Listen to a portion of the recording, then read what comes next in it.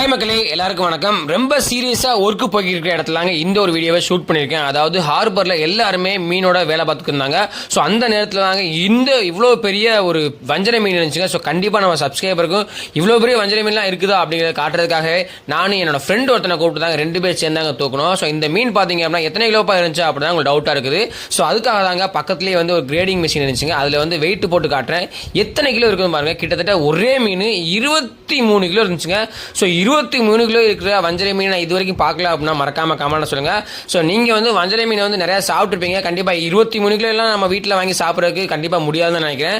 So இந்த மீனில் தாங்க வந்து டேஸ்ட் வேற லெவலில் இருக்கும் அப்படின்னு நான் கேள்விப்பட்டிருக்கேன். நானும் இந்த மாதிரி பெரிய மீன்லாம் சாப்பிட்டது இல்லை. பட் வந்து இருந்தாலும் அவ்வளோ பிஸிலையும் நம்மளை வந்து ஒரு தம்பி தான் வந்து ரெக்வஸ்ட் பண்ணி வாடா தம்பி வீடியோ எடுத்தாலான்னு சொன்னேன். ஸோ அவனை வந்து கண்டிப்பாக வந்து இந்த வீடியோவில் காட்டுறேன் பாருங்க. அவன் மூஞ்சியை காட்டுறதுக்கே ரொம்ப இருந்தாலும் இந்த ஒரு வீடியோவில் இவனோட பங்களிப்பு தான் அதிகமாக இருக்குது. ஸோ மறந்துடாம சேனலை சப்ஸ்கிரைப் பண்ணிட்டு எங்க எல்லாருக்குமே